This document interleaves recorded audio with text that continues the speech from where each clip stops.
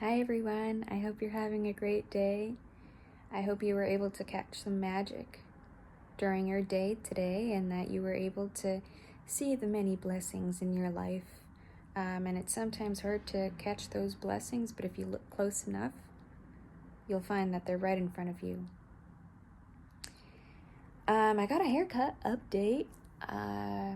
It looks nice right now because my hairdresser styled it, but it's probably not going to look this nice tomorrow. I had to cut it a bit because it was quite damaged and I was letting it grow out, but it's not good to grow it out if your hair is damaged. There's no point. So I had to let that go. Well, anyway, today I wanted to talk about something that has been very close to my heart, or at least a philosophy that has been very close to my heart for many years, for about 4 years. And it's a Latin phrase, and that's memento mori. Now, if you don't know what memento mori means, it means remember you will die. It's a Latin phrase. It's often used in Christianity, but if you're not a Christian or you don't affiliate with any kind of religion or spirituality, it doesn't matter. The truth of the matter is that we will all die. And remembering that, remembering our own mortality and remembering our own fleetingness reminds us that what matters is how we live our lives. What matters is what we make of our lives. And for me, about 4 years ago, I was going through, I would say, probably the hardest time in my life. There were a lot of things going on, and I'm not going to go into the details of everything that went down, but it was pretty rough. It was a pretty turbulent time, but I'm grateful for those moments because they made me who I am today, and they molded me, and they made me into a stronger, more resilient human being. And it showed me the courage that lived inside of me. But anyway, I knew about this saying before the situation that I was going through 4 years ago, but I didn't really embody it. And I didn't really understand what it meant, or I logically understood what it meant, but it didn't really click for me. And one day, it really clicked. I woke up and I was like, oh my gosh, I'm gonna die. And maybe it'll be sooner rather than later, or maybe it will be later rather than sooner, but it will happen, you know? And actually coming to that realization allowed me to live my life to the fullest. Or at least it pushed me, or it encouraged me to live a life that is based in truth, based in authenticity, based in my own truthful expression. And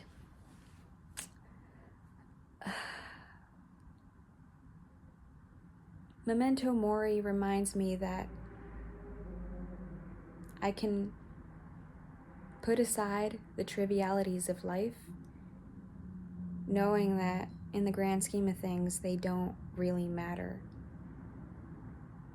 What really matters is how I chose to live my life and how I chose to express my existence, my own consciousness. And I don't want to get into new agey language here, but just, I guess, my own expression, my own amness, if that's even a word, who I am, you know. And I'm still working on it. I'm still trying to live as authentically as I can and be as truthful as I can. And it's hard. In certain situations, it's difficult. But knowing that I am immortal and that I will die and that everyone around me, everyone that I love, will pass away one day, has not only allowed me to appreciate my own life, but also appreciate the life of others and not take them for granted, not try to run roughshod over them, not try to take advantage of them or be deceitful with them. To try and be as truthful and as open and as loving as I can. And of course, you can't be loving with everybody, of course. You can't be vulnerable with everybody because some people will use it against you, unfortunately, and that stems from their own insecurities, of course, and from their own woundedness. But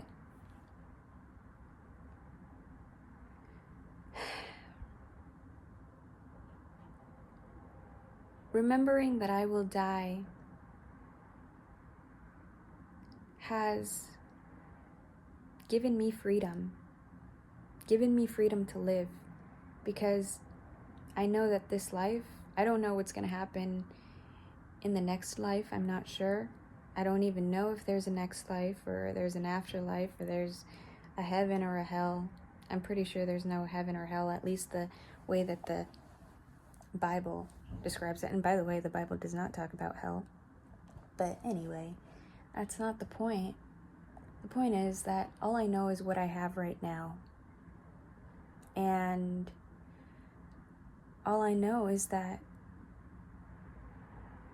I'm not going to have this life forever. And so I got to enjoy it while I can. And find freedom in the fact that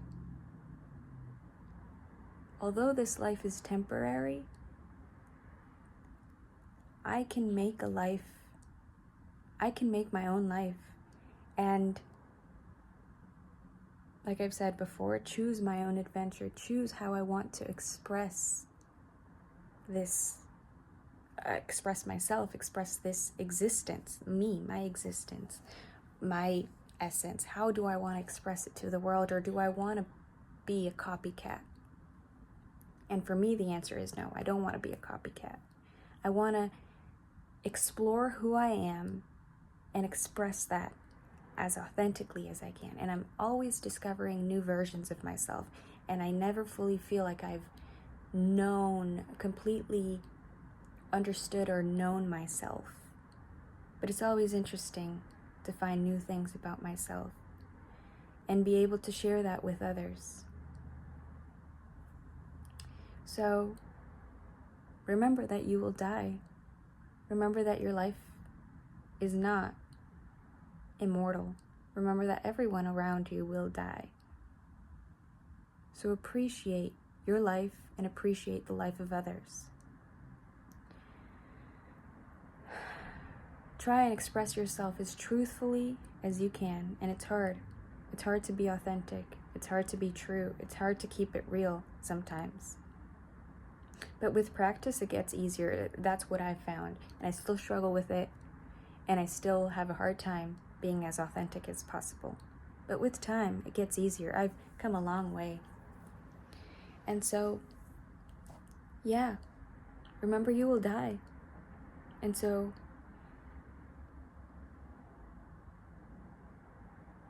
live a life that's true,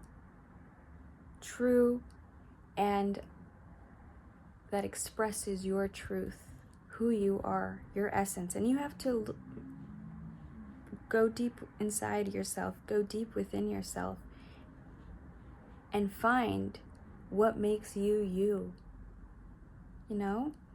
And it's hard, like I said. I'm constantly discovering new layers of myself, new versions of myself, and also versions of myself that I have previously discovered die. as I discover these new versions of myself. And so it's an interesting life, so don't waste it. I hope you have a beautiful life, and I hope you don't waste it. Peace and love. Have a great day.